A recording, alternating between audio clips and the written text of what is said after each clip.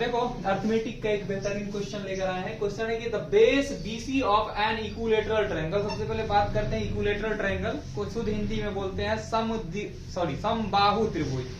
सम मतलब समान है, बाहु मतलब होता है भुजा, हाथ, जिसका तीनों भुजा आपस में बराबर, तीनों साइड इक्वल होता है तो कहलाता है इक्विलेटरल ट्रायंगल। तो यहाँ से कुछ बात निकल के आया कि एक इक्विलेटरल ट्रायंगल है, तो समझ में आया कि तीनों साइड इक्वल होगा। आगे क्वेश्चन पढ़ो क्या बोला है, वाई एक्सिस बोला क्या एबीसी लाई करता है वाई एक्सिस पे। जब एक्सिस का चर्चा किया है तो सबसे पहला काम होगा हम लोगों को एक एक्स एक्सिस और वाई एक्सिस का ग्राफ ड्रॉ कर लेना, प्लॉटिंग कर लेते हैं। ये है अपना एक्स एक्सिस और ये है अपना वाई एक्सिस। इसी एक्सिस के थ्रू एक ट्रायंगल बना है, जिस ट्रायंगल का नाम क्या चीज है, एबीसी। क्या नाम है, एबीसी। द कोऑर्डिनेट ऑफ सी 0,-3। सी का कोऑर्डिनेट जो है 0, क्या है, -3 है। If the origin is the mid point, जबकि इसका ओरिजिन जो है, उस ट्रायंगल का जो ओरिजिन है वह है उसका मिड पॉइंट यानी 0,0। हालांकि इसका रोल यहाँ पे फिलहाल नहीं है क्वेश्चन में। Of the base BC, BC को बेस लिया गया है, जबकि यहाँ पे सी का जो लेंथ है को, यानी कि सी का जो पॉइंट है कोऑर्डिनेट का वह है 0,-3। 0,-3 कोऑर्डिनेट है, 0,-3 कोऑर्डिनेट है और बेस किसको लिया गया है, बीसी को। समझ ध्यान से, बहुत इजी लगेगा।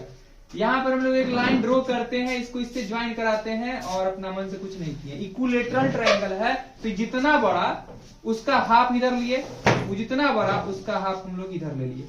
ये देखने में वो कैसा है, इक्विलेटरल ट्रायंगल जैसा है। और क्वेश्चन के अकॉर्डिंग देखा जाए तो बोला गया था कि बीसी पर मिड पॉइंट लेना है। ये अपना बी है और ये सी है, इस पर मिड पॉइंट लेना है, तो ले लिए मिड पॉइंट।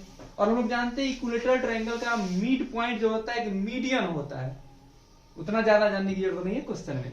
ठीक है, आगे क्या बोला, what is the coordinate of A and B. A और बी का कोऑर्डिनेट निकालना है। चलो इसका नाम है ए। क्या नाम है, ए। ए का कोऑर्डिनेट क्या होगा और बी का कोऑर्डिनेट क्या होगा, सिर्फ पता है हमें सी का कोऑर्डिनेट जो कि है 0,-3। यहीं पर थोड़ा सा भेजा लगाना है, कॉमन सेंस लगाना है कि जब यह एक इक्विलेटरल ट्रायंगल है या एक मिड पॉइंट है, तो मान लो ये ओरिजिन है तो ओ से बी तक का डिस्टेंस, ध्यान समझना बात को, कि ओ से बी तक का जो डिस्टेंस होगा वह ओ से सी तक के डिस्टेंस के बिल्कुल इक्वल होगा। बस निगेटिव साइन ये दर्शाता है कि हमें नीचे जाना है, नीचे निगेटिव, नीचे नीचे जाना है। पॉजिटिव साइन ये दर्शाता है कि ऊपर जाना है। और ये एक इक्विलेटरल ट्रायंगल है तो इसका ये मिड पॉइंट है, यानी यह डिस्टेंस इस डिस्टेंस के बिल्कुल इक्वल होगा, यानी यह कोऑर्डिनेट 0,+3 होगा क्योंकि ऊपर साइड है। तो एक कोऑर्डिनेट तो हमें पता चल चुका है। तो हम बोल सकते हैं कि coordinate of B, coordinate of B 0,3 पता चल चुका है। आगे बोला जा रहा है कि ए का भी निकालिए, बी का तो निकल गया, ए का भी निकालिए। समस्या यहां आता है, इस कोऑर्डिनेट को हम मान कर चलते हैं x,0। अब क्वेश्चन ये उठता है मन में कि आप 0 क्यों लिए, तो x एक्सिस से मान लो x एक्सिस पे वो x डिस्टेंस ट्रेवल किया है, बात को समझना, जबकि y एक्सिस पे उठा ही नहीं है ग्राफ, यानी y क्या है, इसका 0 है, क्योंकि x एक्सिस पे गिरा गया है तो y इसका क्या हो गया, 0 हो गया। तो यह बात हम मान लेते हैं, let the coordinate of A is, बोल सकते हैं या बोल सकते हैं x,0। यह बात हमने माना है कि कोऑर्डिनेट ऑफ ए जो है वह x,0 है। और इक्विलेटरल ट्रायंगल का प्रॉपर्टी क्या बोलता है कि ऑल साइड इक्वल होता है, ऑल साइड इक्वल होता है। तो यहाँ पर क्या देख पा रहे हैं हम लोग, यह बात जान रहे थे ना हम लोग कि बोल सकते हैं therefore A B C is an equilateral triangle. ABC एक क्या है, इक्विलेटरल ट्रायंगल है। सो हम क्या बोल पाएंगे, AB is equal to AC is equal to BC is equal to BC।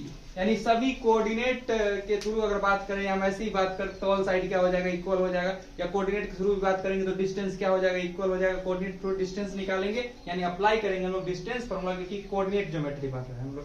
तो यहाँ पर देखो क्या बोल सकते हैं हम लोग, देखो कंपेयर करने में थोड़ा सा भेजा लगाना है हम लोगों को। अगर मान लो ए से बी तक के डिस्टेंस को ए से सी तक के डिस्टेंस के इक्वल करेंगे, कोई कंक्लूजन नहीं निकल पाएगा, क्योंकि इसके थ्रू भी एक्स एक्सिस फंस के रह जाएगा और इसके थ्रू भी एक्स एक्सिस फंस के रह जाएगा। जहां नहीं फंसेगा उस कोऑर्डिनेट के थ्रू चलेंगे तो हम बोलेंगे ए बी किसके इक्वल कर पाएंगे, बीसी के। क्यों कर पाएंगे, क्योंकि इसमें दोनों वैल्यू हमें पता है। तो हम बोल सकते हैं क्या चीज, A B is equal to किसको बोल देते हैं कि बीसी के। किसके इक्वल है, बीसी के। ऐसा क्यों किए समझ में आया होगा, यूजिंग डिस्टेंस फार्मूला। यहाँ पर डिस्टेंस फार्मूला लगाते हैं, ए से बी तक का डिस्टेंस इज इक्वल टू बोल सकते हैं 0 माइनस एक्स, 0 माइनस एक्स का स्क्वायर प्लस 3 माइनस 0 का स्क्वायर प्लस 3 माइनस 0 का square under root is equal to B से सी तक का डिस्टेंस, यानी कि बोल सकते हैं बी पहले सी बाद में 0 माइनस 0, 0 माइनस 0 का स्क्वायर प्लस -3 माइनस 3 का square under root. Squaring both side कर सकते हैं या स्क्वायर रूट से रूट कैंसिल मने मने काट दिए हैं, कोई दिक्कत नहीं है।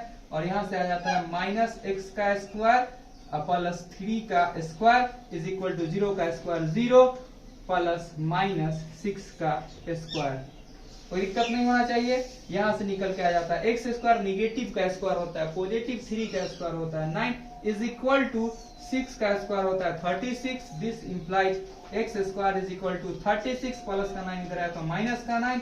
This implies X square is equal to आ जाता है 27। दिस इंप्लाइज स्क्वायर जब जंप करता है तो क्या आ जाता है, रूट अंडर में आ जाता है 27। ठीक है, कोई दिक्कत तो नहीं होना चाहिए।